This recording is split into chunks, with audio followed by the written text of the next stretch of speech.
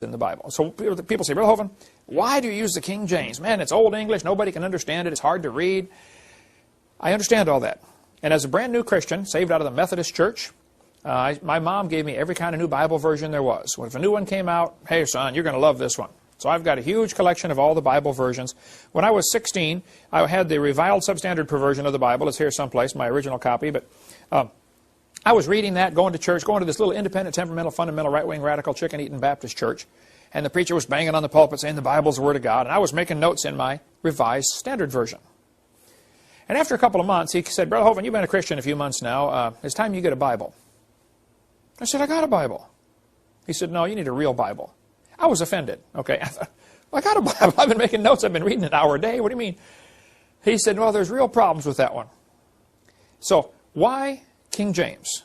It's been 37 years now as a Christian of studying this topic. Why? Look at Psalms chapter 12. The words of the Lord are pure words, as silver tried in a furnace of earth, purified 7 times. Thou shalt keep them, O Lord. Thou shalt preserve them from this generation forever. What does the word them refer back to in that verse? Thou shalt preserve them. Preserve what? His words. He's promising he's going to preserve his words, right? How about NIV? The words of the Lord are flawless, like silver purified in a furnace of clay, purified 7 times. O Lord, you will keep us safe and protect us from such people forever. Is that saying the same thing? I mean, I was born at night, but it wasn't last night. It looks to me like somebody's wrong about this one. Okay? What does this mean? Keep us from such people. What people is it talking about? There are very serious differences between these Bible versions. We've got a book. I don't know if I have it here. It's in our library. The guy sent it to me. It took me 6 months to figure out what the title said. I read it. I said, what?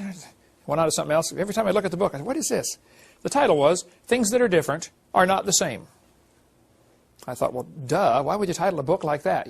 Things that are different are not the same. And then I thought, wow, these Bible versions are definitely different, so you can't say they're the same.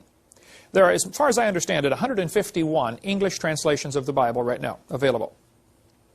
The law is you cannot get a copyright and therefore protect your work and therefore get more money unless you have 10% different from the original. Are there 151 different ways to say each of the verses in the Bible? At some point, you're going to have to stop saying it the right way and say it the wrong way just to make it different, just to get your copyright, just to get your money. Love of money, root of all evil. Here's a quick story. We could take an hour on this one, but right after the time of Christ, the disciples were writing their books, and they were being persecuted and spreading out, and people were copying these letters and copying the Gospels and spreading them out. Persecution hit the church, and they spread out everywhere. And for the next 1,000 years, it was horrible persecution against the church. And if they caught the heretics, the Christians, they would burn them at the stake and burn their Bibles. Well, people were spreading the Word of God around, making all kinds of copies. It takes about 10 months to write out a copy of the Bible using a pen. Now, you don't even have a good ink pen. You got a feather, and you got to keep dipping it in the ink and keep cutting a new point on it. You don't even have a good ink pen, nor do you have good paper to write on. Lumpy parchment, stuff like that, or leather. But anyway, with all the obstacles they had, plus, being persecuted, it took about 10 months to handwrite a copy of the Bible. Well, they're making all these copies. By the time you get to 15 and 1600s, persecution lets up, and so people decided to collect the Bible copies together from all over the world and compare them and put it into English. Now keep in mind, some of these copies of the Bible had not seen each other in 1,000 years. There might have been people in France that were copying the Bible, and people in Africa copying the Bible, and people in China copying the Bible. And you can only use a book so long and it wears out. I've got, I don't know how many, absolutely worn out Bibles. Okay, I think I have probably 5 or 6 that I've just they're shot, okay? If you're a book that's in active use is going to have a limited life. And let's just pick a number and say if you were really careful with your scrolls, I mean treat it real carefully, you might make a scroll last 300 years and still use it every day. Just for illustration. Well, so in 300 years, your original is worn out, it's trash, it's junk, you throw it away because you now have 800 copies of this thing, or a certain large number of copies. Then you take those copies and make copies. And after maybe 1,000 years, you might be on your 4th or 5th generation from the original, but that's perfectly fine, it doesn't matter, as long as the copying process was accurate. And a good way to check that copying process and see was it accurate is after each of these, the French ones and the German ones and the English ones and the Chinese ones, each go 5 generations. Now let's get the 5th generation and compare them all and see how accurate they are. And that's what happened in the 15 and 1600s. They got all these scrolls together, found 5,000 copies of the Bible that survived the persecution, and they were identical in everything except spelling. People's names, Peter and Pedro, stuff like that had changed. So they said, man, God truly preserved His Word. This is it. This is word for word exactly. He preserved it. So, meanwhile, down in Egypt, there was a group of folks, sort of like Jehovah's Witnesses. I've got the Jehovah's Witness Bible here.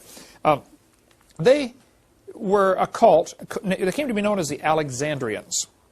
The Alexandrians did not believe in the deity of Christ. They didn't believe in the bodily resurrection. They didn't believe in a lot of Christian things, kind of like Jehovah's Witnesses today.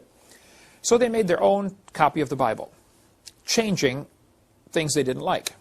They made about 6,000 changes. The primary guy in this cult was a guy named Origen. He was the leader of this cult in late 2nd century, 3rd century.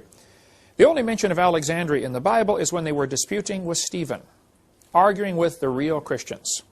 And if you trust the principle of first mention, which I think is very important, then that'll be important to you. They say, wow, the only mention of these folks is bad.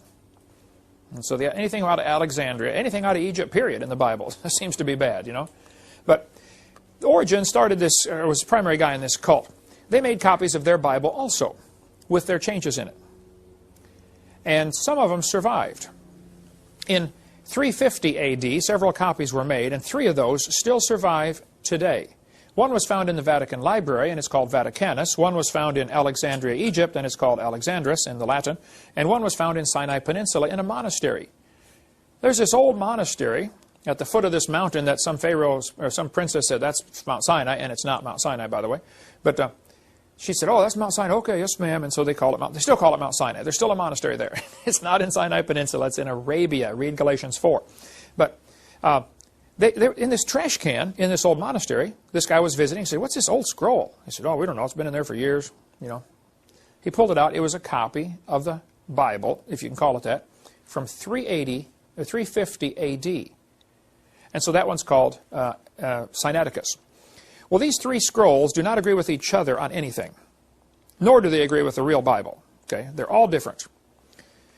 The Catholics, or the monks, translated these 3 ancient scrolls into Latin centuries ago, and it became known as the Latin Vulgate. Vulgate for vulgar means the common language. Okay. Then the Catholic, by the way, the Latin Vulgate was a really good translation of a bad book. Then the Catholics came along in 1582 and translated the Latin Vulgate into English with the Douay Confraternity or the Douay Rheims version of the Bible. And that was a really good translation of a bad book. Then 2 guys named Westcott and Hort came along. I've got their book here someplace on the table. Westcott and Hort came along, and they were going to make a new, here we go, the Westcott-Hort Only Controversy. A little bitty booklet about, if you want to study this, just $2 from our ministry. Westcott and Hort were 2 Greek scholars. I don't know if they were even Christian or not. They probably claimed that they were, like a lot of people do. Okay, but they took these 3 old ancient manuscripts. They didn't agree with each other, but their thinking was, these are older, therefore they are better. Well, I'll go along with the older part. I'll agree with that. But ancient manuscripts, they didn't agree with each other, but their thinking was, these are older, therefore they are better. Well, I'll go along with the older part. I'll agree with that, but that doesn't mean they're better. But they synthesized them into one new Greek manuscript and sold it to the world in 1875 and said, we have the oldest and best manuscripts available now for you to translate. And they got the oldest ones all right. The oldest ones that survived is all. Doesn't mean better. Then people started taking their Westcott and Hort version and translating it into English. First one done, 1881, as the Revised Standard. Then the American Standard, the Revised Standard, the revised version first, then the Jehovah's Witness Bible, the New World Translation done in 1950. This was a good translation, fairly good translation of a bad book. Then the New American Standard, the NIV, the Good News, the Amplified, the Living Bible, all of those, and I have a lot of them. Here's the New American Standard. I think the guys who are doing this are sincere, dedicated, highly intelligent, godly Christians who are translating the wrong book and don't even know it. There are basically only 2 Bibles in the world, in the English. The ones translated from what's called the majority text, the King James, of which there are now 64,000 manuscripts. At the time King James guys did it, they only had 5,000. And then there's the whole other family of Bibles, all translated from the Westcott and Hort.